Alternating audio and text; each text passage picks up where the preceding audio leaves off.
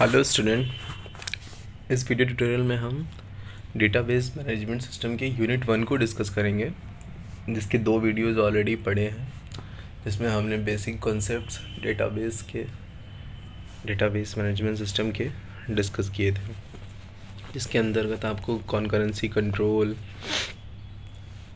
उसके साथ ही साथ डेटा एब्स्ट्रैक्शन, उसके 3 level, view level, logical level और फिज़िकल लेवल, ये डिस्कस किए गए थे। आज हम लोग डिस्कस करेंगे डेटा इंडिपेंडेंस को, कि डेटा इंडिपेंडेंस क्या होता है। डेटा इंडिपेंडेंस का अर्थ होता है डेटा की स्वतंत्रता से। डेटा की स्वतंत्रता अर्थात यानी कोई भी डेटा, यानी किसी भी टेबल में यदि आप एक्सेस कर रहे हैं डेटा को, तो उसे आप बिना किसी रिस्ट्रिक्शन के एक्सेस कर पाएँ।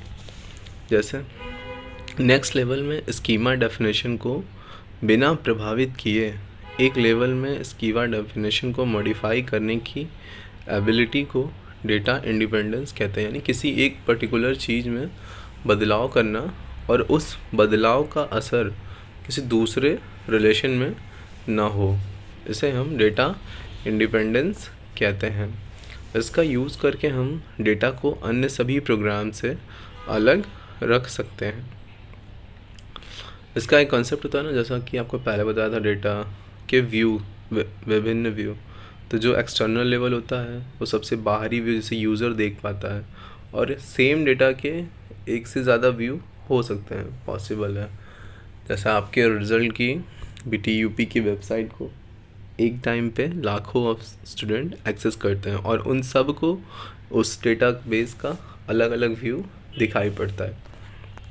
ठीक है, इसमें आपका एक्सटर्नल लेवल, कॉन्सेप्चुअल लेवल मतलब स्कीमा, कॉन्सेप्चुअल स्कीमा का लेवल, यानी जहाँ पर हम टेबल को क्रिएट करते हैं, टेबल को विभिन्न नाम देते हैं और एक टेबल का दूसरे टेबल के साथ रिलेशनशिप डिफ़ाइन करते हैं, इसे हम बोलते हैं कॉन्सेप्चुअल स्कीमा। जैसे स्टूडेंट नाम का कोई टेबल है और ब्रांच नाम का कोई टेबल, यानी कि ब्रांच में जितने भी ब्रांच कोर्सेज आपके यहाँ ऑफ़र किए जाते हैं, इलेक्ट्रिकल, CS, सिविल, ये होंगे, और स्टूडेंट नाम के टेबल में सभी स्टूडेंट जो कि आपके कॉलेज में इनरोल्ड होंगे। यानी हमारे यहाँ पढ़ने वाले प्रत्येक बच्चों में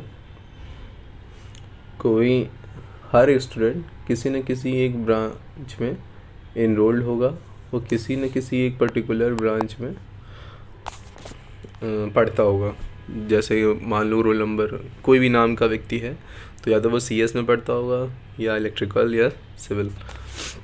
तो उन 2 टेबल्स के बीच में, एक स्टूडेंट नाम के टेबल में और कोर्सेस नाम के टेबल के बीच में, आपका जो भी रिलेशनशिप होगा वो कॉन्सेप्चुअल लेवल पर डिफ़ाइन किया जाएगा। इसके बाद अगला लेवल होता है इंटरनल लेवल। इंटरनल लेवल मतलब इंटरनल स्कीमा, यानी कि जो डेटा है, टेबल है, वो किस फॉर्मेट में, किस स्ट्रक्चर में स्टोर है, कहाँ पे, कंप्यूटर के अंदर मेमोरी में स्टोर है। अब जो टेबल आपको दिखता है व्यू, उसका उस रूप में तो डेटा स्टोर होगा नहीं, डेटा किसी न किसी डेटा स्ट्रक्चर का यूज़ करके स्टोर किया जाएगा।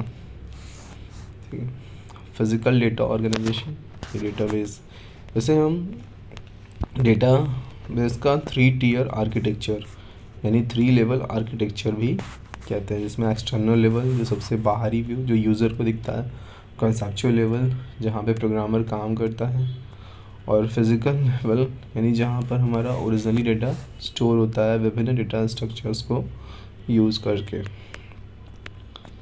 ठीक, तो अब हम बात कर रहे थे डेटा इंडिपेंडेंस की। डेटा इंडिपेंडेंस 2 प्रकार का होता है, लॉजिकल डेटा इंडिपेंडेंस और physical data independence. Logical data independence का मतलब यह मुख्य रूप से स्ट्रक्चर या डेफिनेशन के चेंजेस के बारे में चिंता करता है, यानी कि जो टेबल का स्ट्रक्चर है उसमें नई फील्ड को ऐड करना, पुराने फील्ड को डिलीट करना, या फिर पहले से मौजूद फील्ड में बदलाव करना, ये सभी इसके अंतर्गत आते हैं। यह कॉन्सेप्चुअल स्कीमा के बारे में बताता है, सबको बताया गया। व्यू लेवल बदले बिना लॉजिकल लेवल में बदलाव करने की प्रक्रिया है। कौन सा? Logical data independence. नए एट्रीब्यूट को ऐड या मॉडिफाई या डिलीट करना। सही है। यहाँ पर आप देख रहे हैं व्यू लेवल पे कोई प्रभाव नहीं पड़ेगा यदि आप किसी टेबल, यानी कि अगर BTUP रिज़ल्ट में जो भी रिज़ल्ट है उसमें कुछ बदलाव करता है तो उसका यूज़र पे कोई असर नहीं पड़ेगा। जो भी बदलाव होगा वो सेम यूज़र को दिखेगा एज इट इज़।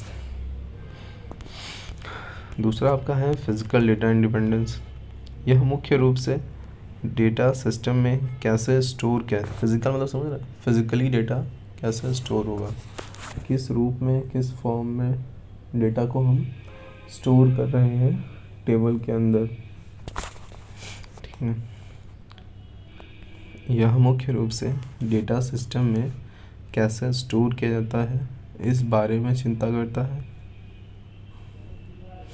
यह इंटरनल स्कीमा के बारे में बताता है। स्कीमा मैंने बताया ना, कॉन्सेप्चुअल स्कीमा और इंटरनल स्कीमा। यह इंटरनल स्कीमा के बारे में बताता है। लॉजिकल लेवल में बदलाव किए बिना फिज़िकल लेवल में बदलाव करने की प्रक्रिया है।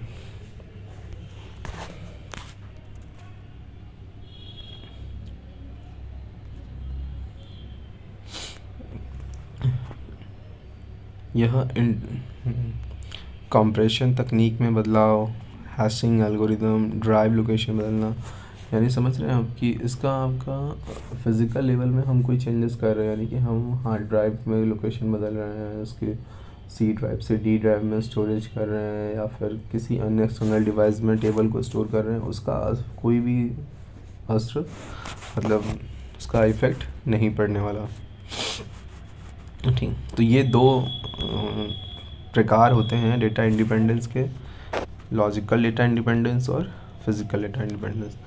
एक अगला टॉपिक है कि components of DBMS and overall structure. Database management system का कंपोनेंट्स क्या क्या होते हैं। तो बेसिकली देखा जाए तो कंपोनेंट्स जो डेटाबेस मैनेजमेंट सिस्टम में है, तो आपका डेटाबेस जिसे मैनेज करने के लिए हम DBMS का यूज़ कर रहे हैं, सॉफ्टवेयर, हार्डवेयर और यूज़र, क्योंकि बिना यूज़र के डेटाबेस का कोई यूज़ ही नहीं है, और हार्डवेयर सॉफ्टवेयर मस्ट। फिर DBMS के अलग अलग एलिमेंट्स को एक साथ लाने और कार्य करवाने के लिए एक स्ट्रक्चर यूज़ में लाया जाता है, जिसे स्ट्रक्चर ऑफ DBMS के नाम से जाना जाता है। इसे आप तो एक था आपका 3 टियर आर्किटेक्चर, जिसमें एक्सटर्नल लेवल, लॉजिकल लेवल और फिज़िकल लेवल था डेटा का, यानी डेटाबेस का। दूसरा है आपका 2 टियर आर्किटेक्चर, ठीक है, जिसे हम क्लाइंट सर्वर आर्किटेक्चर भी कहते हैं। इसमें क्लाइंट तथा सर्वर के मध्य डायरेक्ट कम्युनिकेशन होता है। जैसे 3 टियर आर्किटेक्चर में क्या था कि एक्सटर्नल लेवल था, फिज़िकल लेवल और उसके बीच में कॉन्सेप्चुअल लेवल, और तीनों लेवल आपस में इंडिपेंडेंस थे। इसमें क्लाइंट तथा सर्वर के मध्य डायरेक्ट कम्युनिकेशन होता है। इनके मध्य कोई तीसरा मीडिएटर नहीं होता, यानी कोई जैसे कि वहाँ पर था लॉजिकल लेवल, यहाँ पर कोई नहीं होता। इसमें 2 टियर होता है, एक होता है डेटा टियर, दूसरा क्लाइंट टियर। डेटा टियर को हम सर्वर टियर के रूप में भी देख सकते हैं। इस आर्किटेक्चर में क्लाइंट सर्वर को कोई टास्क परफॉर्म करने के लिए रिक्वेस्ट करता है, और सर्वर उस टास्क को पूरा करने क्लाइंट की रिक्वेस्ट को पूरा करता है।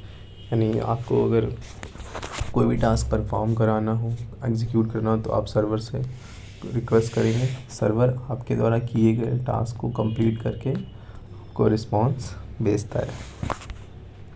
ये आपका एक सिंपल सा क्लाइंट सर्वर आर्किटेक्चर है, जिसमें क्लाइंट सर्वर को इंटरनेट के माध्यम से एक्सेस करता है। सर्वर यानी डेटाबेस, और एक डेटाबेस को एक टाइम पे एक से ज़्यादा यूज़र एक्सेस कर सकता है। तो यहाँ पे 2 टियर आर्किटेक्चर और 3 टियर आर्किटेक्चर। 3 टियर आर्किटेक्चर जिसे हम डेटा के इंडिपेंडेंस के रूप में भी देख सकते हैं। इसमें नेक्स्ट वीडियो में हम डेटाबेस लैंग्वेजेस के बारे में डिस्कस करेंगे, जो कि इस यूनिट का लास्ट टॉपिक होगा और सबसे महत्वपूर्ण भी, कि किस प्रकार से डेटाबेस में हम डेटा को इंसर्ट करते हैं, वहाँ मतलब उसमें फील करते हैं, कैसे डेटाबेस से डेटा को बाहर निकालते हैं, किस प्रकार से डेटाबेस में जो वैल्यू स्टोर है, डेटा स्टोर है, उसमें बदलाव करते हैं, कैसे उसमें हम परिवर्तन करते हैं।